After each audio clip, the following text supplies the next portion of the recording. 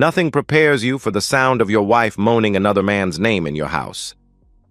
I stand in my own hallway, phone trembling in my hand, recording the destruction of 9 years. The camera shakes as I focus on our bedroom door, cracked open just enough to frame their silhouettes against the lamplight.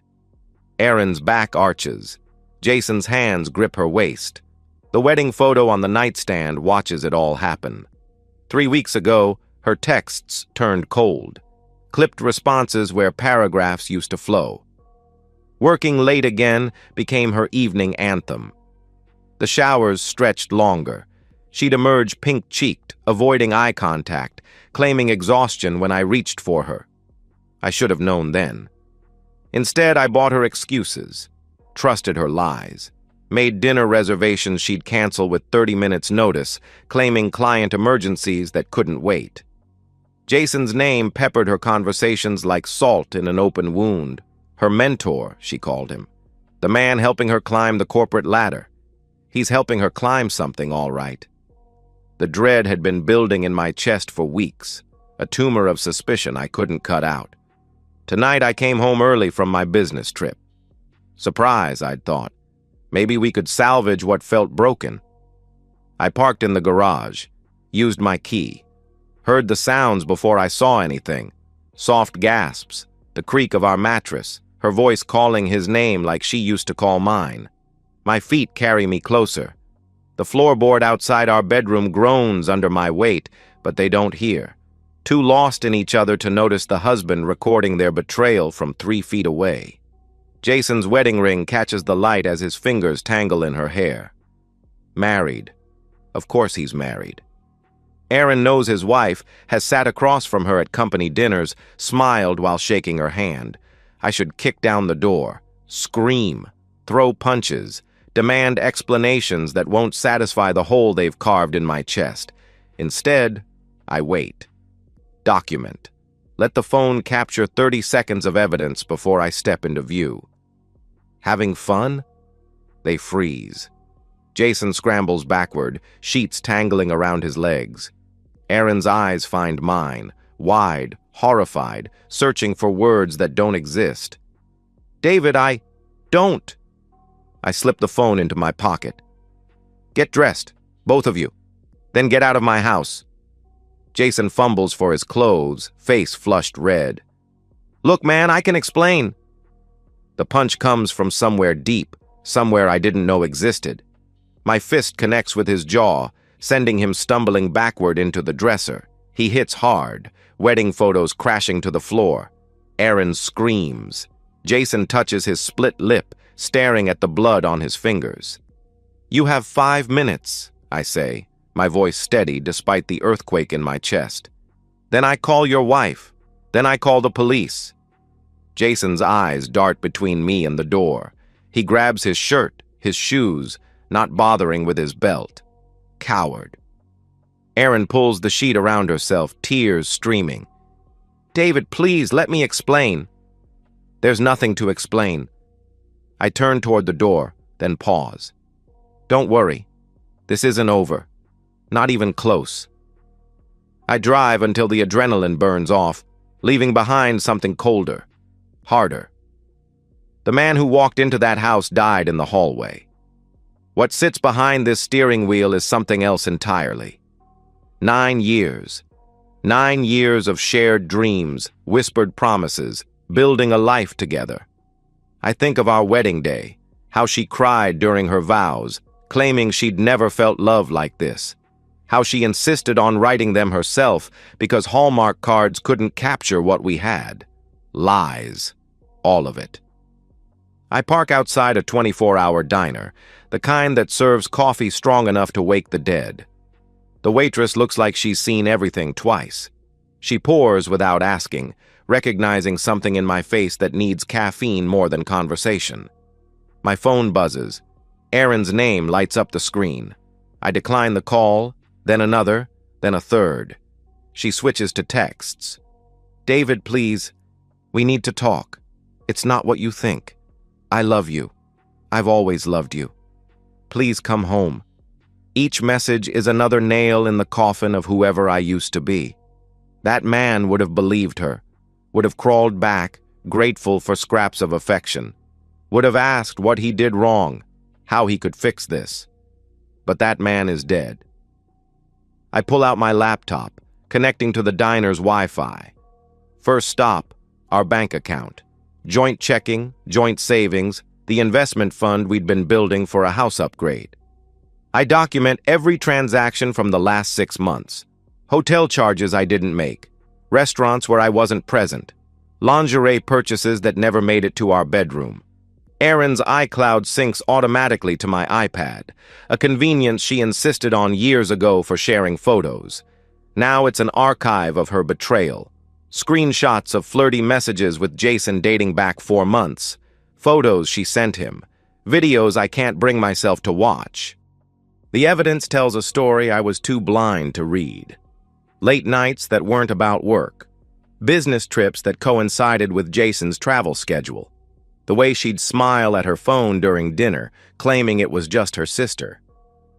My coffee grows cold as I compile the timeline. 4 months of lies. 4 months of coming home to kiss lips that had been on another man. 4 months of sleeping next to someone who'd already left our marriage. By dawn, I have enough documentation to bury them both. My lawyer's emergency line forwards to voicemail. I leave a message, keeping my voice level. Marcus, it's David. I need to see you today. Divorce proceedings. I have evidence. The phone rings within 20 minutes. Jesus, David. What happened? My wife happened. I close the laptop, signaling the waitress for another cup. How quickly can we move on this? Depends on what you've got. Video evidence, financial records, 4 months of documented adultery with her married boss. Marcus whistles low. That's comprehensive. You sure you want to go nuclear? Nuclear. The word sits heavy in my chest. Once upon a time, I'd have said no. Would have tried counseling, separation, anything to save what we'd built. But you can't save something that was already dead. Schedule it, I tell him. And Marcus? I want them to hurt. The man I used to be would have been horrified by those words. This new version of myself feels only cold satisfaction. Some betrayals don't deserve forgiveness. Some wounds are meant to scar. I finish my coffee and drive home to an empty house. Erin's car is gone. Good. I need space to think, to plan, to figure out what kind of man rises from the ashes of a burned marriage. The bedroom still smells like her perfume and his cologne. I strip the sheets, throw them in the garage. Bleach won't clean what happened here, but new linens might help me sleep without seeing their bodies tangled together. My phone buzzes again. This time it's not Erin. David, this is Jason. We need to talk. This doesn't have to get ugly. I stare at the message for a long moment, then delete it without responding. He's wrong. It's already ugly. The question now is how ugly I'm willing to make it. The answer surprises me with its clarity. As ugly as necessary. Jason Mayer isn't just a cheater. He's a predator wearing a company badge. Married 15 years, 2 kids, corner office with motivational posters about integrity and teamwork. The kind of man who volunteers for charity events while destroying families in his spare time. I spend 3 days learning everything about him. LinkedIn profile full of leadership awards. Company bio highlighting his mentorship program for rising female executives. The irony tastes like copper in my mouth. Erin isn't his first protege. Social media tells the story if you know how to read it. Photos from company retreats where his hand lingers too long on shoulders. Team dinners where he sits suspiciously close to different women over the years. Comments from former employees about his hands-on management style. The video needs editing. I blur Erin's face, not to protect her, but because this is about more than one affair. Her features obscured, she becomes every woman Jason's manipulated. The audio stays crystal clear, his voice, her moans, the unmistakable sounds of boss and subordinate crossing lines that should never be crossed. I compile supporting evidence. email timestamps showing late-night messages between them, expense reports for business trips that coincided with romantic getaways, credit card receipts for hotels that weren't on either of their approved travel itineraries.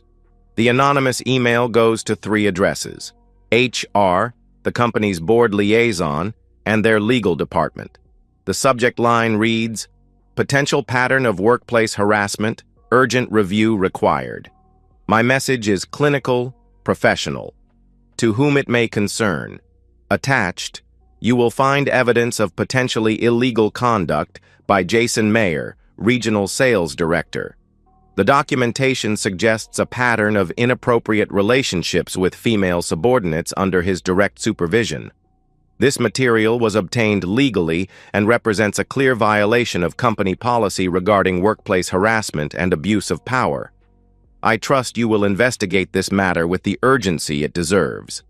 Please note, failure to address this situation appropriately may result in legal action and public disclosure of your company's inadequate response to documented misconduct. Concerned stakeholder.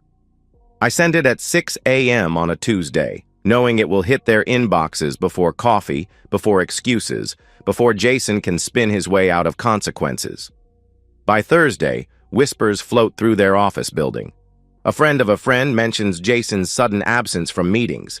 Aaron texts me frantically. "Something's happening at work. Jason's not answering his phone. HR wants to see me tomorrow." "David, please. Did you do something?"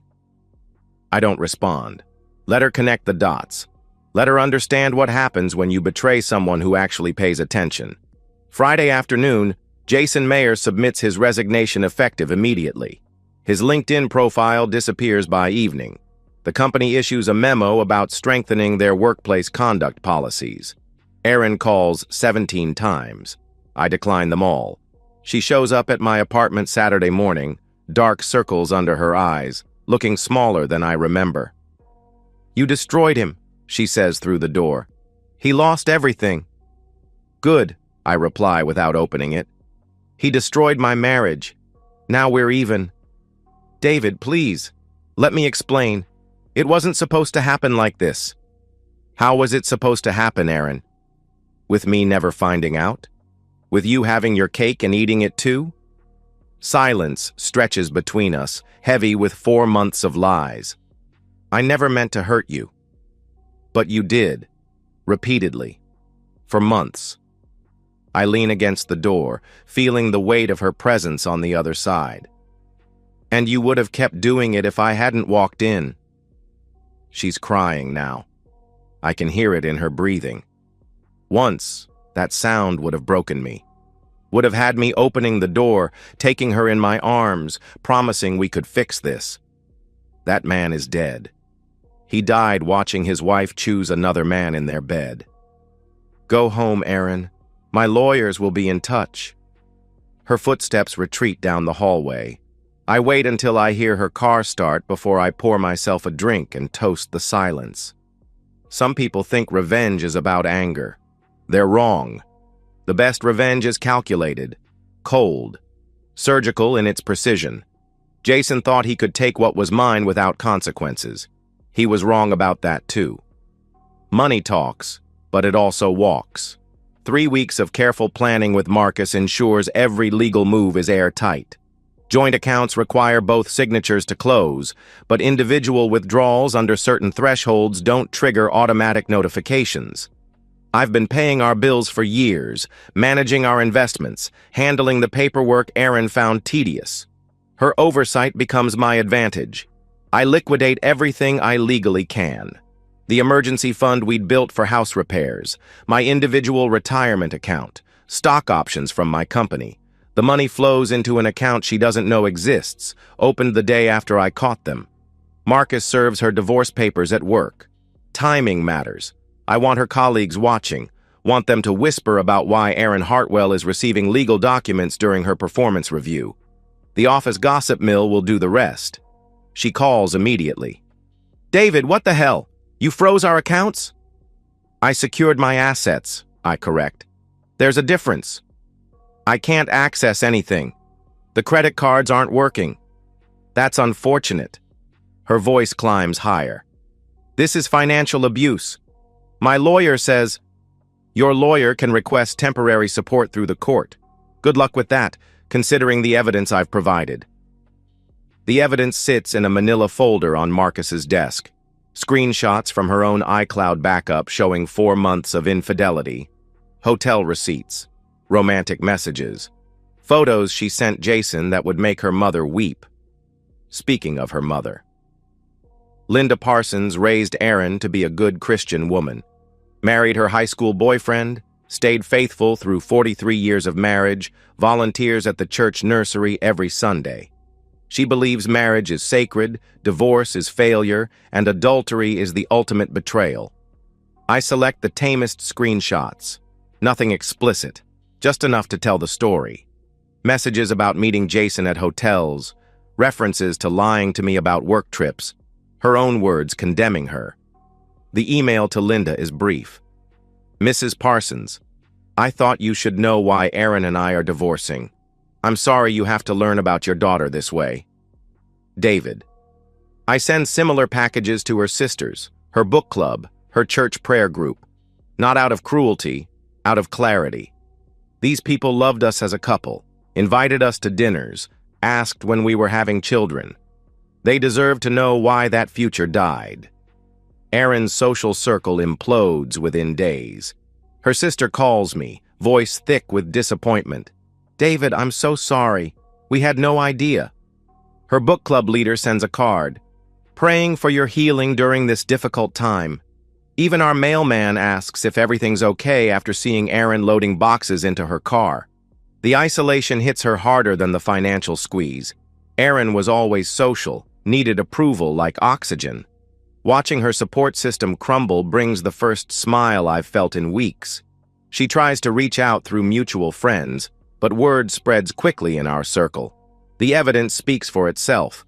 Screenshots don't lie, bank records don't lie, video doesn't lie, only Erin lies. Her attempts at reconciliation grow desperate.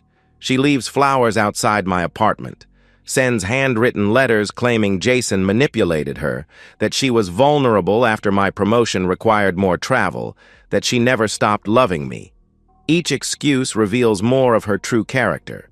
Even caught red-handed, she's crafting narratives where she's the victim, where I somehow drove her to adultery by working too many hours, by not paying her enough attention, by failing to meet needs she never communicated.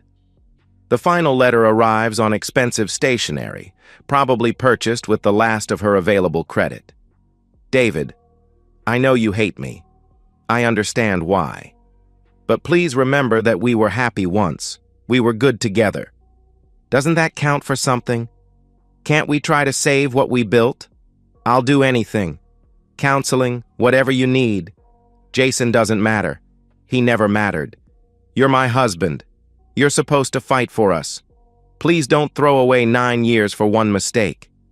I read it twice, then feed it to the shredder. One mistake. 4 months of lies, deception, and betrayal reduced to one mistake. Even now she's minimizing, deflecting, making herself smaller to avoid the full weight of what she's done. But I see her clearly now. Maybe for the first time. Erin doesn't love me. She loves what I represent. Stability, security, the comfortable life we built together. She's mourning the loss of her safety net, not her husband. The woman who could cheat for 4 months isn't capable of the love she claims to feel. Love doesn't hide hotel receipts. Love doesn't lie about work trips. Love doesn't moan another man's name in your marriage bed. What she feels is panic, fear of consequences, regret at being caught. But not love. Never love. That realization cuts deeper than the betrayal itself, but it also brings clarity. I'm not losing someone who loved me. I'm escaping someone who never did.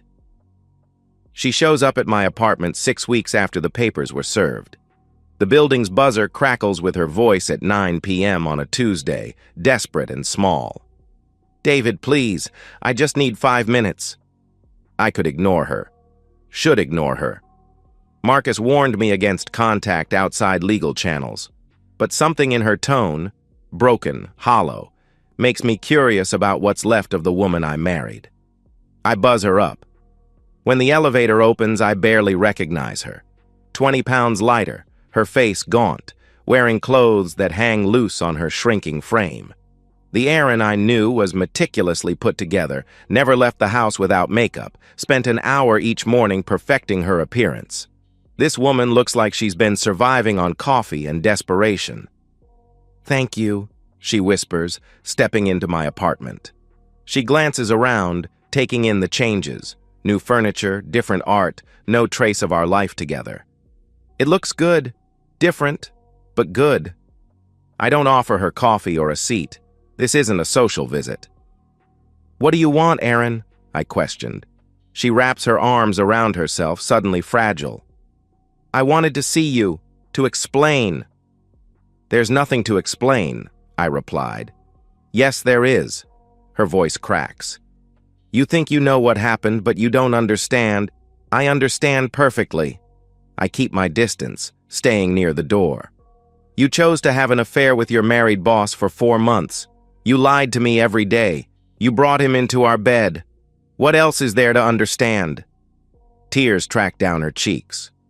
"It wasn't supposed to happen. Jason, he was so charming, so interested in my career.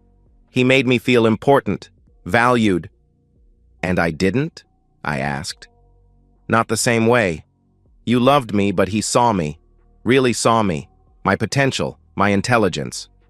He saw an opportunity, a married woman vulnerable to manipulation. You weren't special, Erin. You were convenient." She flinches like I've slapped her. "That's not true." "Isn't it? How many other protégés has he mentored over the years? How many other married women has he helped climb the corporate ladder?" The color drains from her face. She knows. Deep down, she's always known. "He lost everything because of you," she says quietly. "His job, his marriage, his wife took the kids." "Good. Actions have consequences. So do yours." Her voice hardens, showing a flash of the old Erin.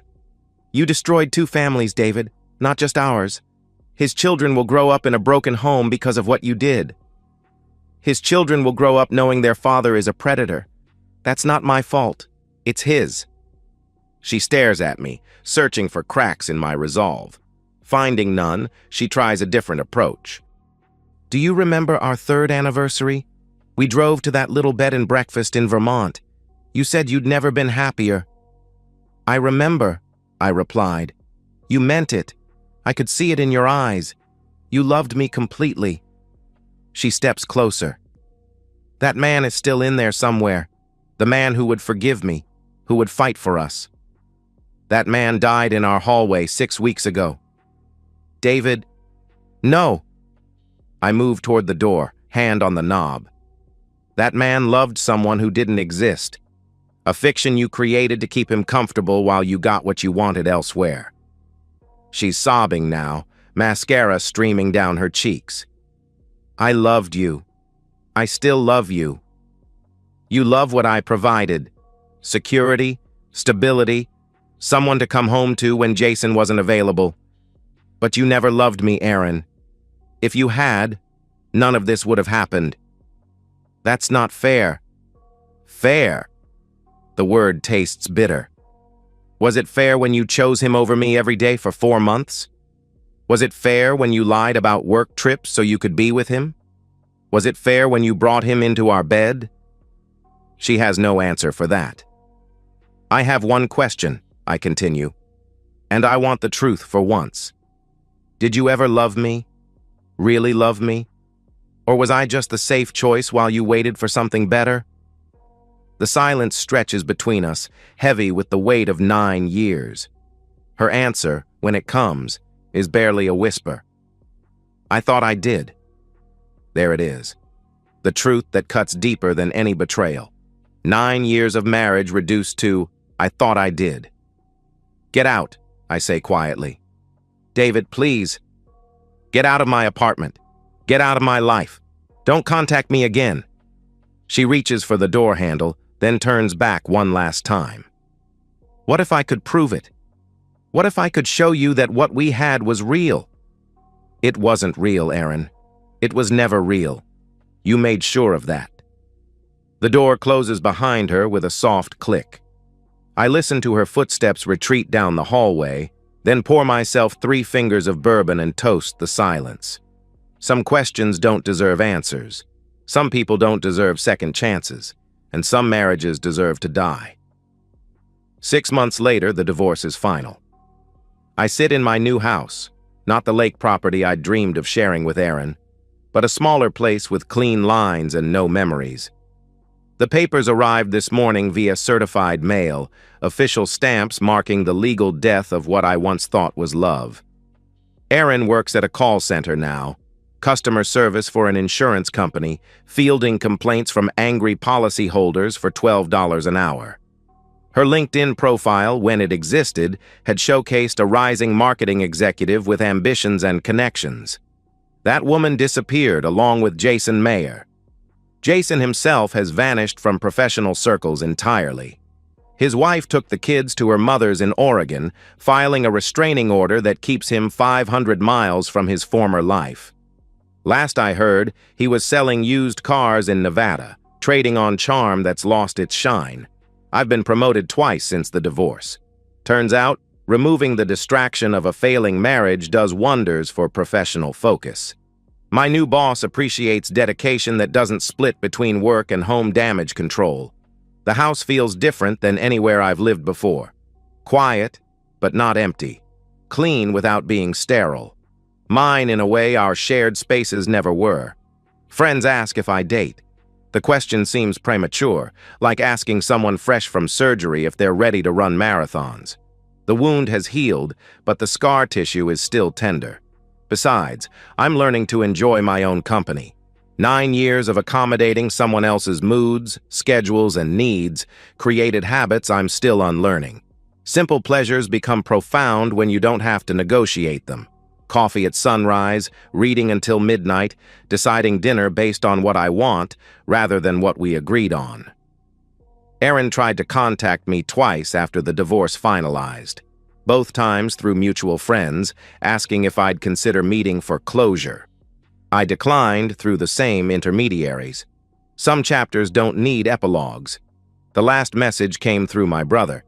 She says she forgives you for what you did to Jason and wants you to know she's learned from her mistakes. I laughed, actually laughed, at the audacity. Even in defeat, she's rewriting history, casting herself as the gracious victim and me as the vindictive ex-husband who overreacted to her mistake. Let her have that narrative if it helps her sleep. The truth lives in court documents now, preserved in legal language that doesn't bend to convenient reinterpretation. Saturday mornings, I drive to the lake. Not to fish or swim, but to sit on the dock and watch the water move. Sometimes I think about the man I used to be. Trusting, optimistic, willing to believe the best in people even when evidence suggested otherwise. I don't miss him exactly, but I understand why he existed. Love makes us vulnerable, and vulnerability makes us blind to what we don't want to see. The man I am now sees clearly, protects what matters, chooses carefully who deserves trust and who has to earn it. I'm not bitter. Bitterness implies ongoing anger, and anger requires caring. I've moved beyond both into something cleaner, indifference. Erin is someone I used to know. Jason is a problem I solved. Their current struggles are consequences they earned through choices they made. My phone buzzes with another promotion offer, this one requiring relocation to Denver. Mountain views instead of lake access, but the same promise of new beginnings. I accept it immediately. Some people cry for closure. Others build it brick by brick, decision by decision, until the past becomes just another story about someone else's life. I built mine with silence, and silence, I've learned, is the most powerful response of all. And that's the end of today's story. If you enjoyed it, please give this video a thumbs up and drop a comment below. Your support helps the algorithm push my content further. If you're new to the channel, don't forget to hit that subscribe button. It really helps me keep creating more stories for you. Thanks for watching. and I'll see you in the next one. I thought I knew the sound of my own home until I heard it breaking. For 10 years, I built my life with Lila. 10 years of sacrifice, of 5 a.m. alarms and midnight closings at the restaurant. I started as a dishwasher, with calloused hands and a dream, climbing through every position until I finally owned the place. 60-hour work weeks weren't uncommon. They were my standard. All to create the life we shared, the comfortable home that waited for me at the end of each exhausting day. Lila never had to work. She stayed home, decorated our house, joined book clubs, took yoga classes. When friends asked what she did, she'd laugh and say, "I'm professionally adored." She would tell them with a smile, and I'd smile because it was true. I adored her. I built everything around her happiness. That Tuesday night, I was supposed to be meeting with a new supplier across town. The meeting ended early, a stroke of timing that would change everything. I remember pulling into our driveway and noticing the unfamiliar car parked there. Black sedan, tinted windows. Something in my stomach tightened. Our home sat quiet from the outside, but as soon as I opened the front door, I heard it. Laughter from upstairs. Not just Lila's laugh, which I knew as intimately as my own heartbeat, but a man's deeper chuckle beneath it. I stood in the entryway, my keys still in my hand, listening. The sounds from upstairs became unmistakable. Whispers, the creak of our bed, a gasp that twisted in my chest like a knife. I'd heard Lila make that sound countless times, but never for someone else. My feet carried me to the kitchen without conscious thought. I stood there, surrounded by the stainless steel appliances I'd bought her last Christmas, the marble countertops she'd insisted on when we renovated. Everything in this house came from my work, my sweat, and upstairs she was giving herself to someone else. The sounds grew louder, more urgent. Each one struck me like a physical blow. 10 years of trust collapsed in seconds. My vision narrowed, a strange buzzing filled my ears, and my breath came in shallow gasps. I leaned against the counter, trying to steady myself as my world imploded. That's when I saw it hanging there, catching the dim kitchen light. The cleaver. And suddenly, through my rage and heartbreak, a plan began to form. The cleaver felt heavy in my hand, the polished steel reflecting my distorted face. For a moment, blind rage urged me up those stairs, but then something else took over. The same calculating intelligence that had built my restaurant from nothing. This moment would define the rest of my life. What happened next would determine whether I lost everything or emerged with some measure of control. The businessman in me, the part that negotiated leases, managed inventory, and handled difficult suppliers, stepped forward.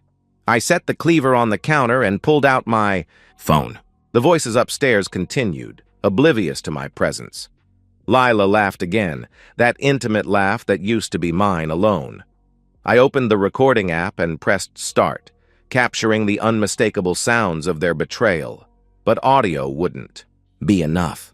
I needed more. I needed to see their faces when they realized they'd been caught. I needed their complete confession, their humiliation captured permanently. Evidence that would give me absolute leverage. I thought about our life together, how I'd worked those endless shifts while she decorated our home and spent my money, how she'd greet me with kisses when I came home with bonuses or news of the restaurant's success. Was she thinking of him even then? Planning these meetings in our bed while I chopped vegetables and balanced books? The betrayal wasn't just emotional, it was theft.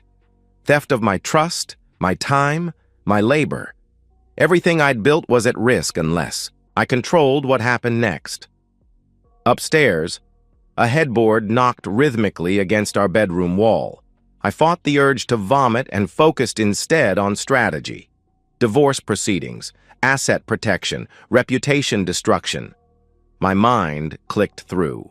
The possibilities! I took the cleaver from the counter again, testing its weight. Not as a weapon of violence. That would only land me in jail, but as a prop in the theater of fear I was about to create. I needed them compliant, terrified, willing to do anything I demanded. Their fear would be my leverage. Their compliance would give me everything I needed. I rehearsed my approach, the sudden entrance, the raised cleaver, the phone positioned to record everything. I practiced my expression in the reflection of the microwave door, not wild with rage, but cold with controlled fury. This wasn't about emotional release. This was about surgical extraction of what I needed. Upstairs, I heard them shifting positions, murmuring to each other. I checked my phone's battery, 83%, more than enough. I slipped it into my breast pocket, camera lens peeking out, and started the video recording. I took several deep breaths, steadying my racing heart.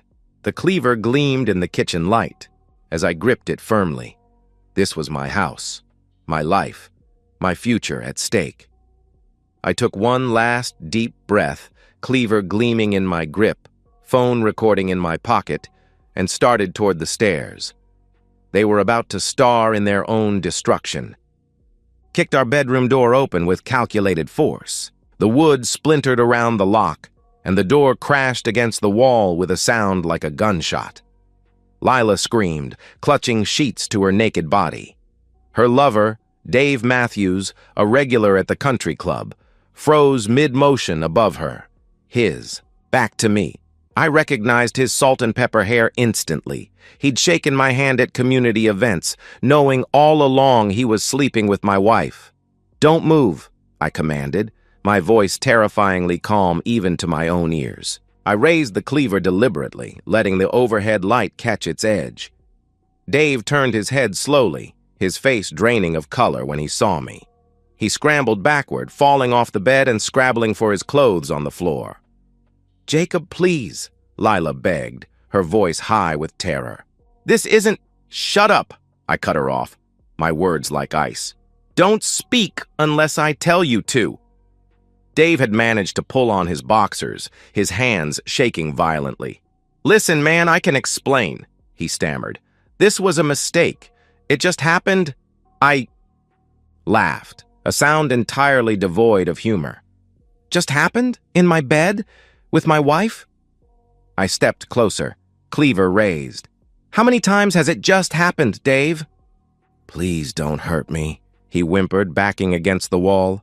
"I have kids. I'll give you money, anything." My phone captured everything from my pocket. His pathetic pleading, Lila's tear-streaked face, their naked vulnerability.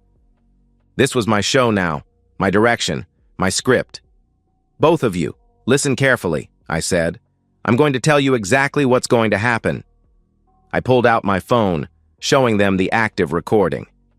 "Everything, from the sounds you were making, downstairs to this moment right now, is being recorded. Your faces, your bodies, your begging." Lila started sobbing. Dave looked like he might vomit. "Here's what happens next," I continued, placing a notepad and pen on the bed. "You're both going to sign a confession. You'll admit to this affair, how long it's been going on, and how you've been lying to me. Lila, you'll specifically mention how you've never worked a day during our marriage while enjoying the benefits of my labor."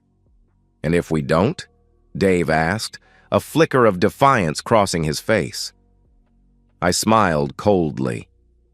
"Then this video goes to everyone you know. Your wife, Amy. Your 3 children. Your partners at the law firm. Everyone." His defiance crumbled instantly. "I'll sign it," he said quickly. "Jacob, please," Lila tried again. "We can talk about this. I made a mistake. I love—" "Love?" I cut her off. "Don't insult me with that word." I turned to Dave. "Write it. All of it. How long, how often, where, every detail." With trembling hands, Dave wrote out a confession, occasionally looking up at the cleaver still gripped in my hand. When he finished, I read it carefully, then handed it to Lila. "Your turn," I told her. "Add anything he missed." She took the pen, tears falling onto the paper as she wrote. When she finished, I checked her additions. She'd been seeing him for 7 months. In our bed, in our car, planning their meetings around my work schedule. I felt sick, but kept my face impassive. "Sign it. Both of you," I ordered. They signed with shaking hands. I folded the paper and put it in my pocket with my phone. Then I turned to Dave.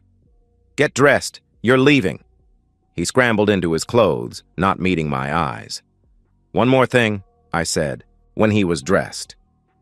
"You promised me anything?" He nodded desperately.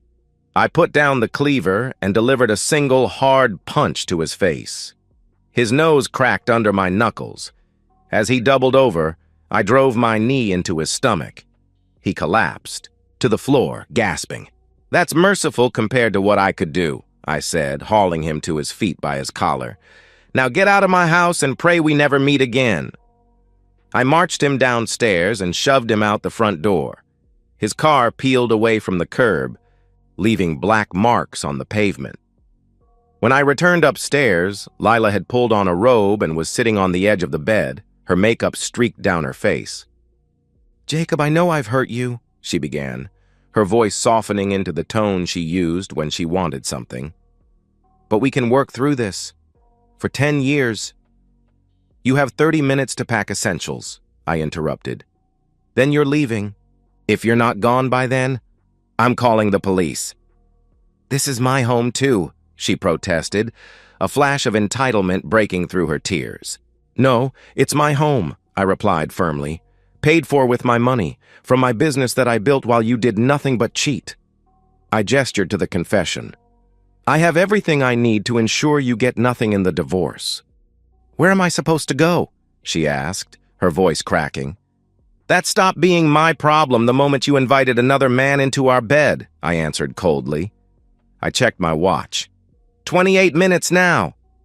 I stood in the doorway, watching as she moved around the room in a daze, pulling clothes from drawers and shoving them into a suitcase. When she finished, I followed her downstairs and watched as she loaded her car.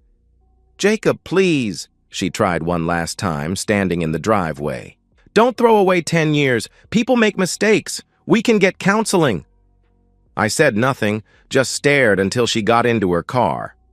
As her taillights disappeared into the night, I realized the show was just beginning.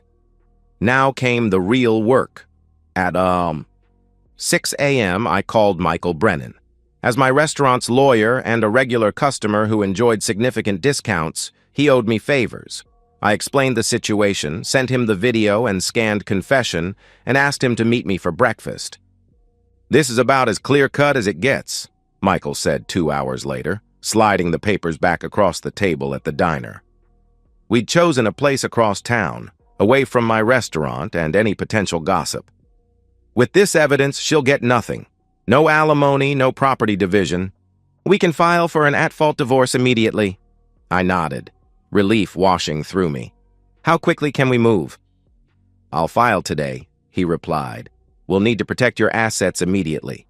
Joint accounts, credit cards, anything she has access to.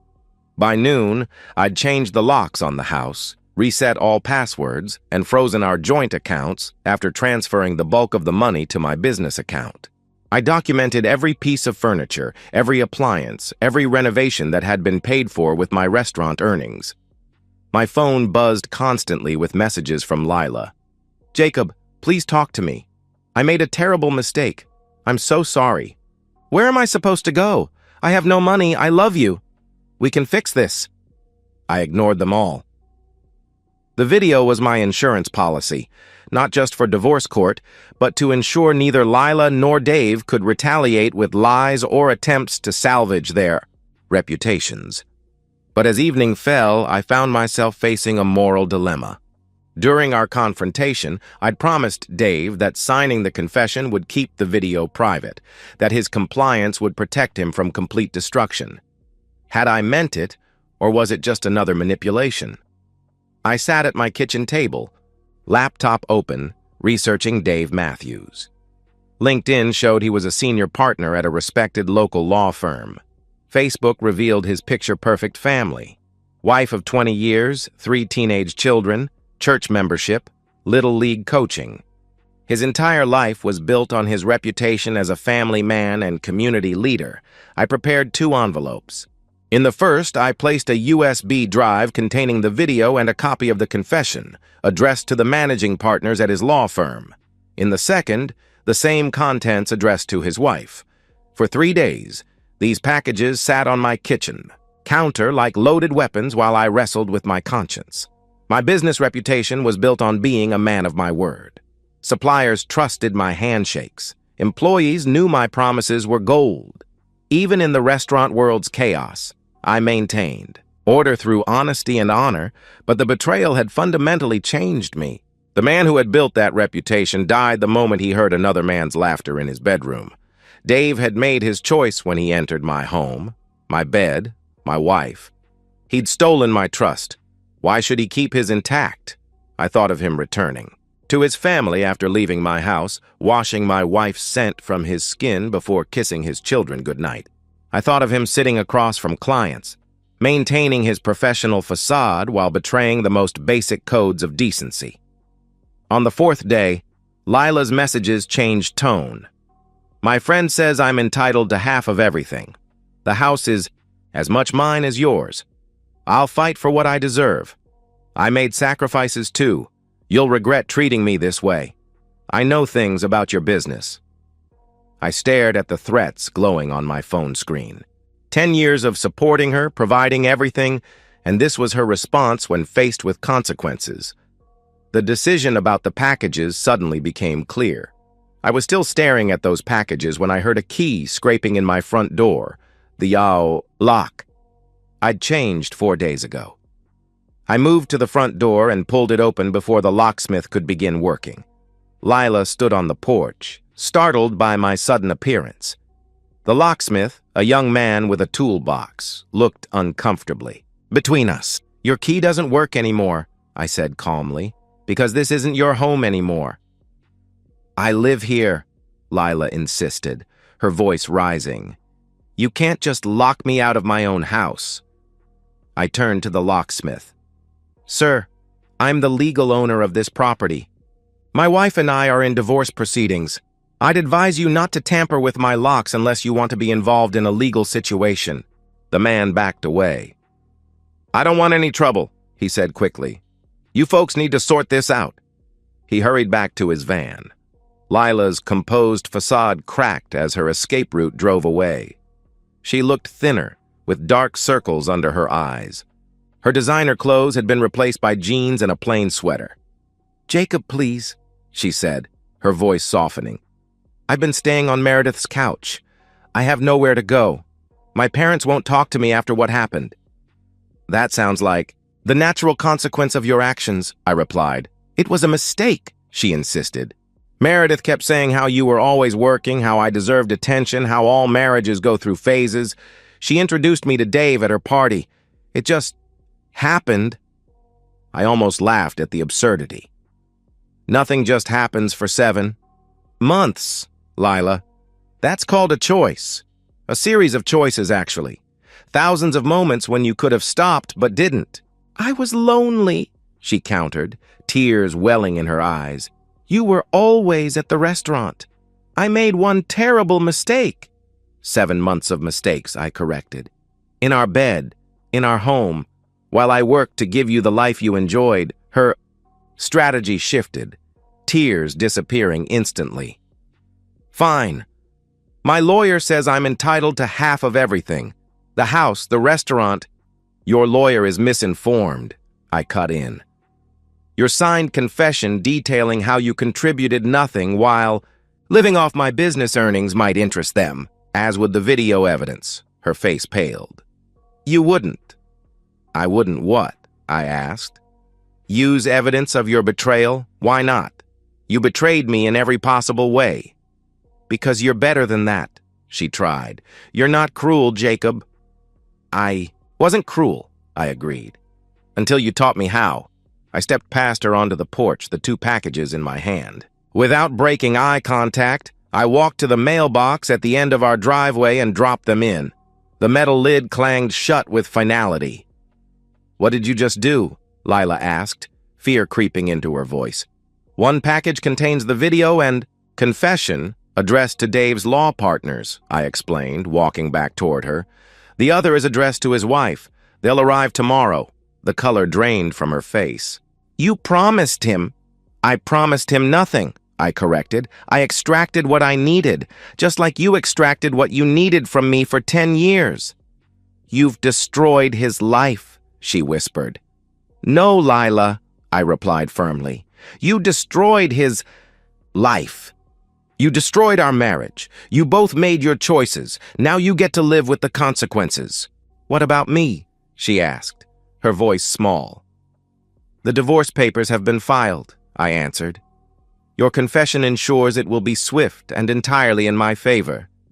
You'll leave with exactly what you brought to our marriage. Nothing. She stood there, speechless, as the full weight of her situation crashed down on her. No home, no money, no lover, no reputation. Goodbye, Lila, I said, stepping back into my house, my sanctuary. I closed the door and heard her collapse into sobs on the porch. I waited by the window until she finally pulled herself together and walked away down the street, shoulders hunched in defeat. In the kitchen, the cleaver hung in its designated place on the magnetic strip. I ran my finger along its edge, feeling its potential, but knowing it had already served its purpose perfectly. Not as a weapon of violence, but as a catalyst for justice. I'd learned that calculated fear accomplishes more than blind rage, and the deepest cuts come from precision, not emotional outbursts. In the end, I hadn't needed to swing the blade to cut away what was poisoning my life. 6 months later, I stand in my kitchen preparing dinner for myself. The house feels different now, cleaner somehow, as if Lila's betrayal had been a toxin gradually seeping into the walls that has finally been flushed away. The divorce was finalized in record time. My lawyer called it the cleanest case he'd ever handled.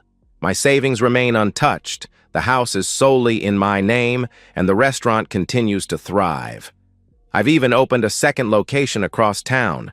I occasionally see Lila working at the discount store near the highway. I heard through mutual friends that she tried applying for better jobs, but in our small community, word travels fast.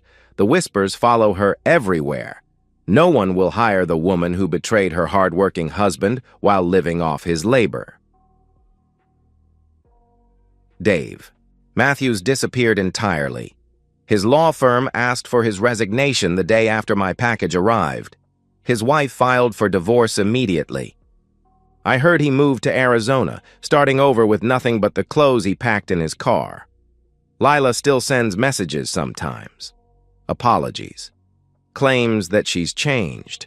Requests to talk, to explain, to make amends. I never respond. The silence, I've discovered, cuts far deeper than any words ever could. My peace isn't about forgiveness. It's about the complete absence of chaos in my ordered life. The restaurant continues to be my focus, my passion, my achievement. I've started dating occasionally, but I'm in no rush. I've learned to value my solitude, to appreciate the quiet of a home that contains no secrets, no betrayals. The cleaver still hangs in my kitchen, polished and sharp. I use it daily, preparing ingredients. It reminds me that sometimes the most effective weapon is the one you never actually have to use. True justice, I've learned, isn't about forgiveness or second chances. It's about ensuring the guilty face the complete and permanent consequences of their choices. Some people deserve mercy. Others deserve exactly what they earn. And that's the end of today's story. If you enjoyed it, please give this video a thumbs up and drop a comment below. Your support helps the algorithm push my content further. If you're new to the channel, don't forget to hit that subscribe button. It really helps me keep creating more stories for you. Thanks for watching, and I'll see you in the next one.